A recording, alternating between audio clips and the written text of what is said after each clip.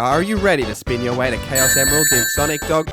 Oh, wait. You're saying this isn't a Sonic game? Are you sure? Well, if you love slashing quickly, speeding around the battlefield, and dodging every attack coming your way, then the Thief Vocation is for you. Let's go! Let me know what vocation you'd like me to do next in the comments. Now, the Thief is unlocked automatically, and if you're typically a dexterity-based class player in other RPGs, it's probably the one that you're going to lean most towards because of their nimble kit and quick attacks. They also have a higher stamina, and they can't really take much of a punch, which isn't really their main focus. Like, they will be on the front line, but essentially from behind enemies, or not necessarily taking the main brunt of the damage, and using the dodge button that they do have, as I believe they are the only class that has a dodge, being Swift Step here, which is, you know, perfect for the Souls-like fans out there. But essentially you can use that mechanic to avoid damage that's coming towards you, and then follow up with very fast attack combos and grabbing onto enemies and stabbing them in the face and doing all that good stuff. And since you can't really take much of a hit here as well, like, you will want to try and avoid that damage either by having a fighter take that damage or just like dodging, as already mentioned.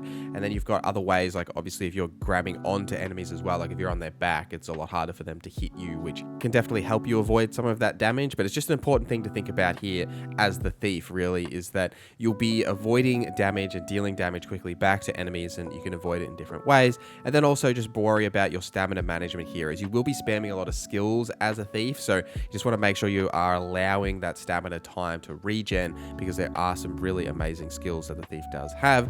And speaking of those skills, we'll start with Ensnare. Now, this is like a grappling hook skill that you will definitely be using throughout pretty much the whole game as a Thief. Now, what this allows you to do is pull smaller enemies towards you, and it allows you to trip larger enemies, like have them like lose their balance and fall over. Now, if you can trigger this right when you start encounters, it makes it much easier to, like, say in a goblin fight, you can pull goblins towards you, then use your Twin Fangs attack to do massive damage while they're knocked down. And then there's also the only vocation that can bring flying enemies to the ground in this way, as well as you can pull the harpies down. So it helps with that as well, being that you are a melee class. It allows you to actually hit those enemies and bring them down with a bit of force as well. Enkindled Blades is another great skill to get, as it lets you imbue your daggers with flame damage, so you can get that extra bit of status damage off as well, which will help build that burning damage onto enemies. And especially for enemies that are weak to burning, it's really valuable to have, so you can actually get the value there. This later scales into Ignited Blades, which makes it a little bit longer lasting, so you definitely want to just grab this to give you that extra bit of damage, as for the most part, other than this and a couple of other solutions here, you will only really be doing that slash damage. This gives you a bit more variation. Concussive Step is one that, I gotta be honest, it's not really all that great, but for combat, this is a skill that's really helpful for a little bit of like platforming, as you can use it to get up onto locations, right? So this skill is essentially like a double jump that you can also use to stun enemies when you activate it. And believe it or not, this game really wants you to play as Mario or Sonic in certain places. And there's also certain chests that this skill makes easier to get to, especially in the first city. And the one thing I will say though is that it won't break your fall if you're falling from a great height. So you won't be able to torrent double jump this skill, unfortunately. But this is also scales and becomes the Concussive Leap, which makes your jump much higher. And then, so obviously you can still continue to use this as a movement ability, but it does cause more stun. Now, after these, it's kind of a little bit up to you as what you want to use for that additional weapon slot. You could use the Vocation Maister skills, which we'll talk about shortly, but you've also got some other options here as well. Like, you've got the starting skill Dividing Wind, which is really good. It does fit pretty well with this class, and like if you want to stick with it, like it basically makes you dash while you're doing a flurry of blows to the enemy. It's like pretty good, but you know, if you want something that's more of a specific use case for what I was doing, I didn't really end up using it that much. This also scales into Cutting Wind, which essentially just gives you more range for the skill. Powdered Charge for this slot, as it's basically just a free explosion to put on enemies' feet to set and then forget, while you can scale this into Powder Blast to have a bit more of an area effect as well. Helm Splitter is not too bad. We did a little bit of tinkering with this, and this skill makes you do a sonic spin dash in the air and slash with your daggers in quick succession. This one, while very impressive to look, it's not super practical. For the bigger enemies, it does actually work really well, as because you can like jump into the air and actually hit them with that, but it can be a little hard to to control this attack just in like normal combat scenarios. It also scales into Skull Splitter, which makes the spins faster and do greater number of slashes. Ultimately, it's really up to your playstyle, what you like for that other extra slot. Really, those first three are the main ones that I would grab. For your core skills here, you just grab all of them, right? Like they're a must anyway. They essentially just make your overall kit more important. The main one you want to grab here is Controlled Fall. Now, what this does is it gives you a chance to avoid taking large amounts of damage when you fall. This is really important, as we talked about in the opener, that you can sort of climb every big beast and you can then, stab them. And then if you're falling off them, you can avoid some of that damage as well. Augments are just as important, and you won't have heaps of these early on, but there is a bunch of good ones. Gratification gives you a slight amount of health back when you deliver the killing blow on an enemy, and Poise reduces the amount of stamina that you use while you're struggling on an enemy's grip, like holding onto them.